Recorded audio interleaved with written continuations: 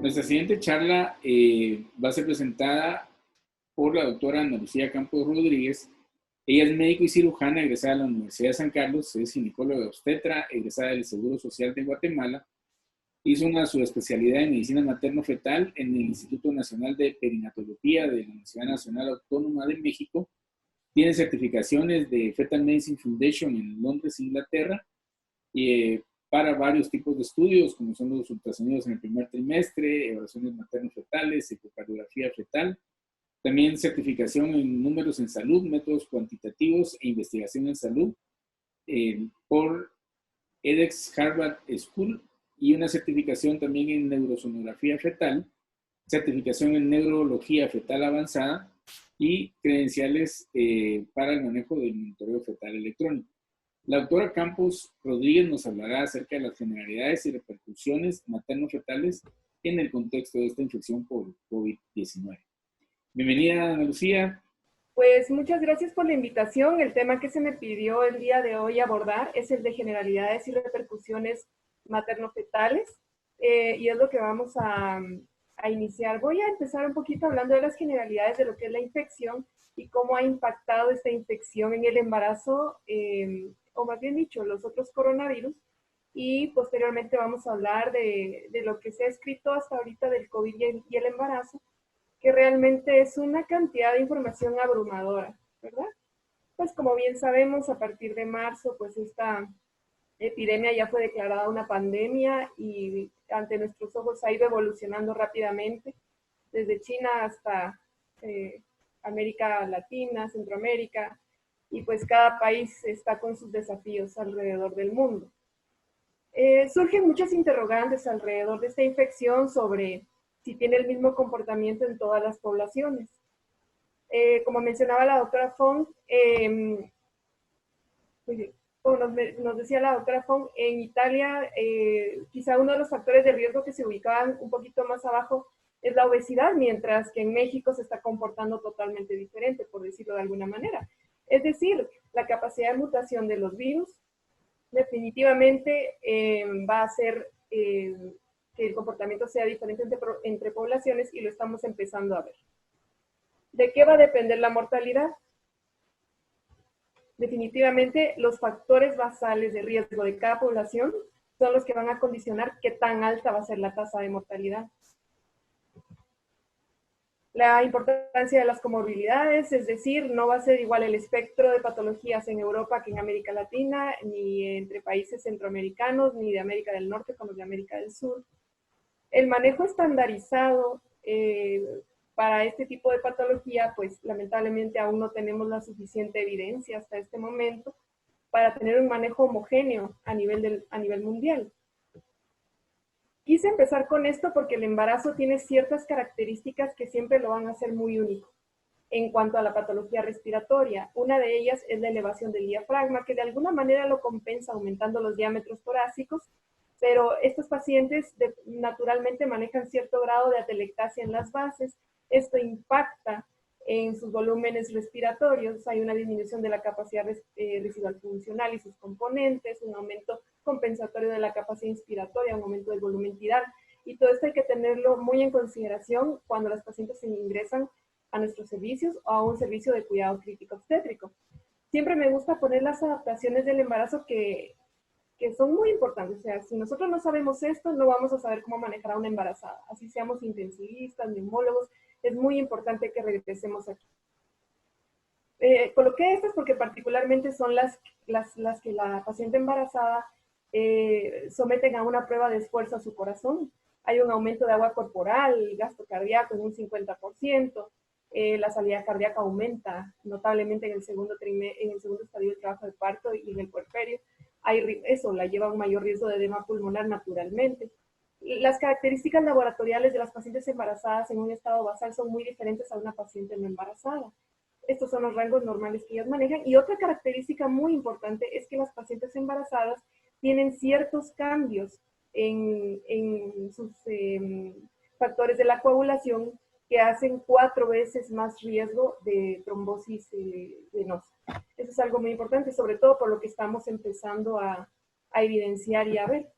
Las bilirrubinas, como ustedes pueden ver, las funciones renales hepáticas, pues estos son los puntos de corte y hay un objetivo el por cual yo lo coloco acá, porque son los laboratorios que nos pueden guiar mucho en el embarazo. Pruebas renales, hepáticas, cardiovasculares.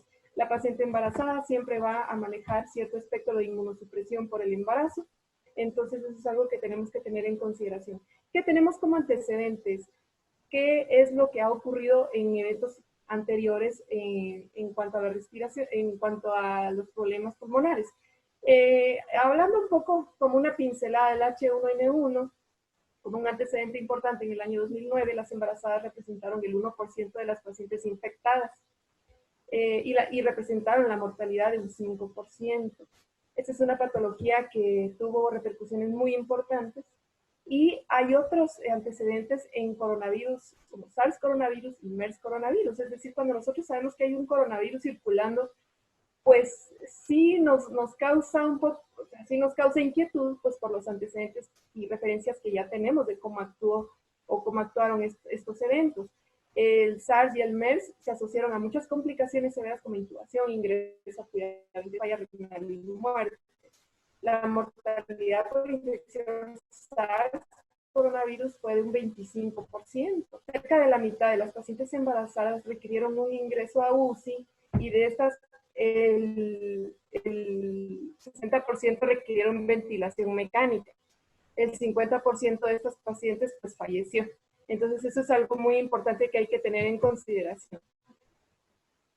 La neumonía por estos virus se asocia a mayor riesgo de aborto, restricción de crecimiento, parto pretérmino y mortalidad perinatal. Es decir, que el panorama con las infecciones previas no ha sido de todo favorable. El coronavirus, pues es un beta coronavirus que tiene estas características, estas espicas, que son las que se unen a ciertos receptores en los distintos tejidos del ser humano y su reservorio natural pues es el murciélago. Hay reservorios intermedios como los vemos acá y el reservorio final pues ha sido el ser humano por un virus zoonótico. La transmisión de este virus pues se da principalmente por las gotas infecciosas cuando nosotros inoculamos esas gotitas infecciosas en ojos, nariz y boca. Es muy importante que sepamos que ese es el método de transmisión más efectivo o cuando, por ejemplo, nosotros no respetamos el distanciamiento mayor a 2 metros. Hay descritos otros medios o métodos de transmisión, o más bien dicho, están por demostrarse, porque ha habido detección de virus a nivel fecal, a nivel sanguíneo que ha sido mucho menor, un 1% de epidemia, y en nuestro campo surge la interrogante, ¿hay realmente una transmisión o no vertical? Que es lo que vamos a indagar un poquito. Bueno, les explicaba que el virus causa una activación de macrófagos, activación de linfocitos T y aumento de citocinas proinflamatorias, lo cual nos va a llevar a una serie de cambios que va a aumentar la hipercoagulabilidad y se va a inactivar la vía JAK, que es la vía favorable antivírica, por decirlo de alguna manera, es decir, que tal cual las citocinas que nos defienden, pues disminuyen, las interleucinas. En este caso, el huésped, que es nuestro bebé, puede llegar a tener alguna complicación en este tipo de infección, pues no lo sabemos, es algo que debemos esperar un poquito para emitir algún juicio. Les mencionaba acerca del diagnóstico, la detección del virus, que pues, puede ser por 2 métodos, hisopado nasofaringio, lavado. Estos son los métodos que podemos utilizar. El más sensible es el PCR, se utiliza mucho en fase aguda, pero tiene la característica que tiene muchos falsos negativos. El otro test complementario a la detección del virus son los test serológicos, como la detección de IgG e IgM. Y es importante decir un poquito, una pincelada de que la detección de virus, la prueba de PCR, son pruebas no validadas. Surgen las interrogantes si hay cambios en el genoma del virus, como ha salido recientemente en un boletín en los institutos mexicanos, en donde esto pues, puede llegar a tener un cambio en el comportamiento biológico a nivel poblacional, o va a tener una adaptación a las características ambientales o genéticas o epigenéticas, pues eso está por determinarse. Vamos a ver un poquito los efectos del COVID en el embarazo, que hay hasta ahorita escrito. Pues miren, en cuanto a lo que es la sintomatología, En este reporte reciente de 116 casos, creo que es uno de los más grandes, la sintomatología en la paciente embarazada no ha variado tanto comparándolo con la población en general. Igualmente en los reportes de casos que ha habido en Nueva York. Sin embargo, como les coloco aquí en la parte inferior, hay presentaciones clínicas poco habituales en donde han documentado casos de temperatura normal y leucocitosis. Entonces, eso es algo que llama la atención. Es decir, no nos tenemos que casar con una sintomatología clásica. Y este cuadro ya es muy conocido por todos, en donde se refleja la utilidad del tamizaje universal. En Nueva York, de 215 embarazos que llegaron a una resolución, 4 pacientes eran sintomáticas, les hicieron las pruebas y resultaron positivas. Pero ellos hicieron el tamizaje universal del resto de las 211 pacientes, en donde detectaron que 29 pacientes asintomáticas fueron positivas. Es decir, de estas 33 pacientes, 29 más 9, el 87% de esos pacientes eran asintomáticas al momento del ingreso. Es por eso que el test universal es algo que ha demostrado utilidad porque ayuda a optimizar los recursos tanto personales como materiales y organización de los servicios. Los laboratorios que caracterizan o se han visto más en los cuadros de embarazo y coronavirus son glóbulos blancos normales o bajos, aunque como les comento han habido reportes de casos fuera de lo normal, pero esto sería lo esperado, linfocitos bajos, PCR aumentada, proteinuria, transaminasas, un aumento de dímero D, ferritina y DHL, que estos 3 laboratorios pues son marcadores de severidad o de pronóstico, son pronósticos. Entonces, el punto de corte del dímero D, todavía hay un poquito de conflicto por ahí entre las distintas guías. Y si ustedes ven, lo laboratorial se comporta un poco parecido o más bien dicho, bastante parecido a la preeclampsia, a la enfermedad microangiopática. Entonces, hay un poco de dificultad en ciertos casos, en las series de casos, de discernir si se trata o no de una preeclampsia, porque la paciente puede estar en un fallo multiorgánico y estar en hipotensión, y puede ser que sea una preeclampsia, y puede que no sea una preeclampsia o que sean los efectos del coronavirus. Solo lo coloco como una posibilidad. El índice de factores angiogénicos pudiera funcionar en este caso. Hay que esperar a ver si por ejemplo, en series grandes lo utilizan. Sin embargo, no es algo que esté normado en las guías que hasta ahorita he consultado. Hay otros efectos, por ejemplo, a nivel cardíaco. Se ha descrito que en 33% de las personas no embarazadas han evolucionado los de espectro severo con cardiomiopatía viral. Y hay reportes de casos de cardiomiopatía viral en Nueva York, pacientes obesas, afroamericana y latina, que estaban en un espectro de enfermedad severa y evidenciaron disminución de la fracción de eyección, una hipocinesia. Y bueno, esto es lo que nos lleva a considerar que la ecocardiografía debe ser considerada en los estudios de las pacientes severas. En cuanto a la imagen, los estudios radiológicos no difieren tanto con las pacientes no embarazadas, solo las características de la elevación del diafragma, pero el patrón que se conserva en la paciente embarazada es el mismo, el parchado, ¿no? Los infiltrados.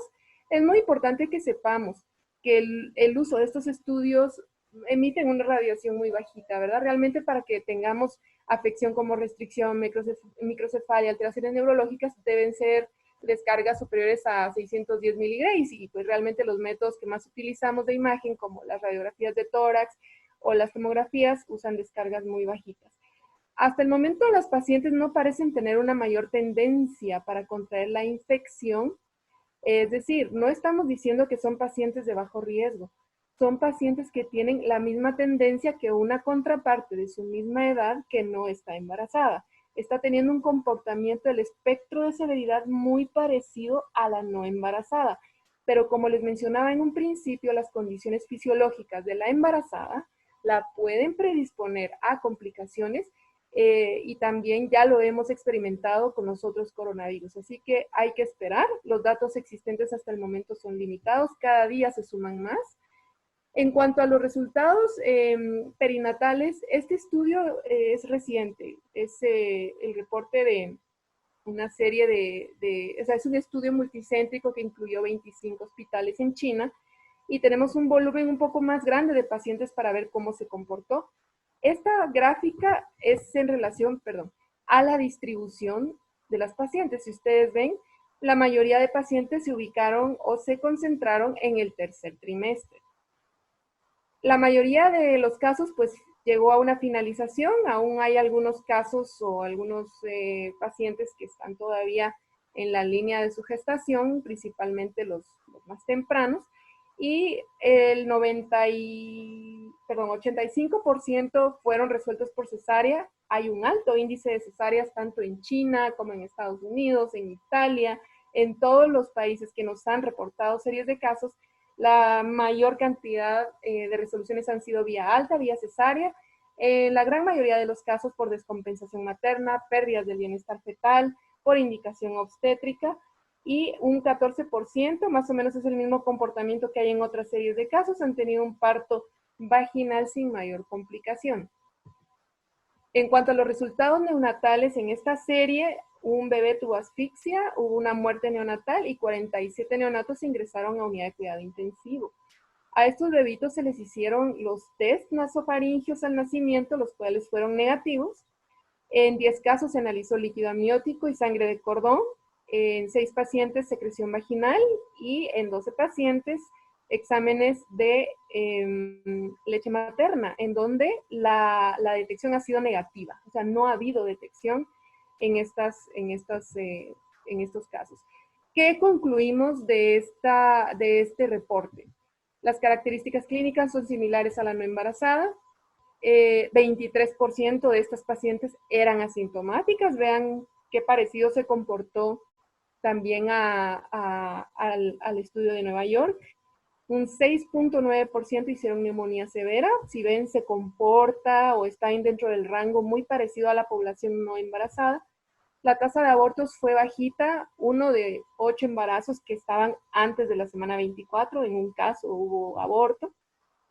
Los nacimientos antes de la semana 37 se dieron en un 21%, la gran mayoría por intervención, por indicación obstétrica o por complicaciones de la madre ante la infección coronavirus. Y vamos a ver acá, perdón, aquí era resultado neonatal. 86% de los neonatos tuvieron test negativos en hisopado y no se detectó en líquido amniótico, secreción vaginal y leche materna.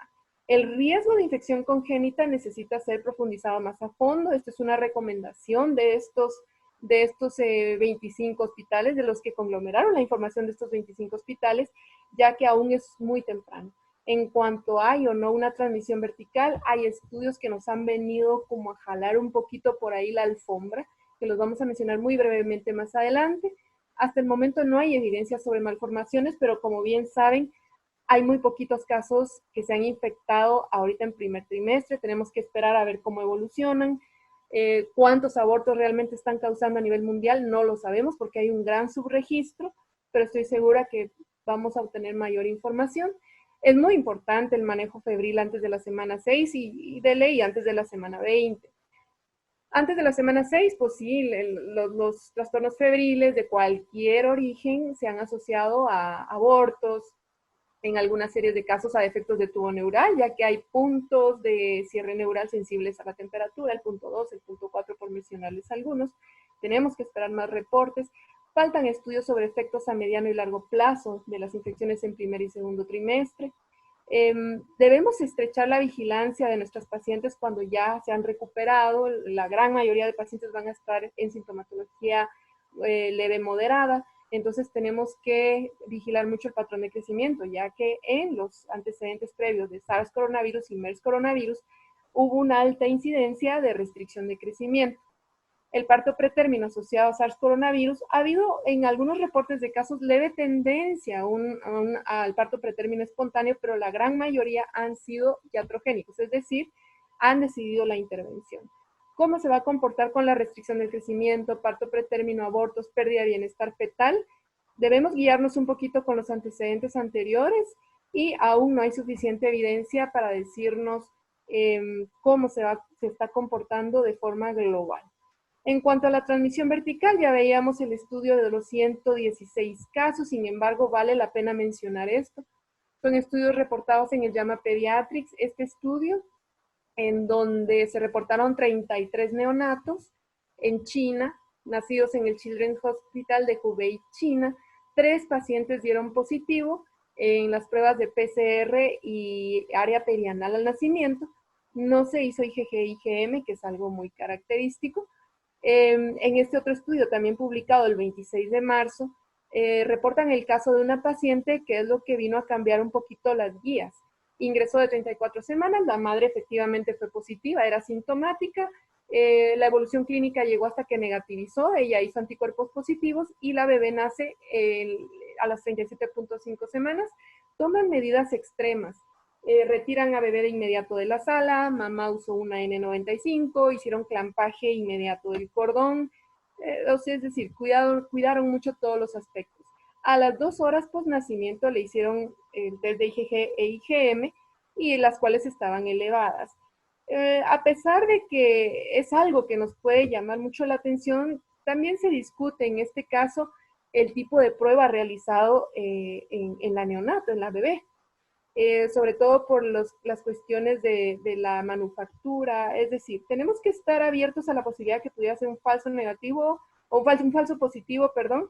Sin embargo, pues llama la atención que el día 22 de febrero que nació la bebé, los anticuerpos estaban positivos, repiten pruebas el 7 de marzo, como lo pueden ver abajo, y siguen positivas, en una titulación mucho más bajita y de un comportamiento poco habitual, pero lo que llama la atención es que la IgM pues no es algo que se pueda adjudicar de paso materno, ya que tiene una estructura mucho más grande y no tiene paso a través de la placenta, pero también hay que considerar que pudiera haber existido una reacción cruzada. Eso es algo que hay que tener en cuenta. Sin embargo, siguen saliendo reportes de casos sueltos, que no es una evidencia de peso, es apenas reportes de casos en donde han documentado PCRs positivas en los bebitos a nivel nasofaringeo a las horas, 16 horas, 33 horas, o sea, hay muchos casitos sueltos reportados de esta manera en Perú, en Italia, otros en China, pero en el caso que yo les mencionaba del bebé que tuvo los anticuerpos positivos, el Royal College pues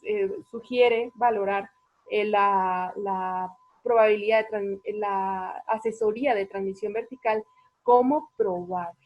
Pero algo muy importante que tenemos que tener en cuenta, no podemos en este punto decir con toda certeza y en base a lo que tenemos documentado, no hay transmisión vertical.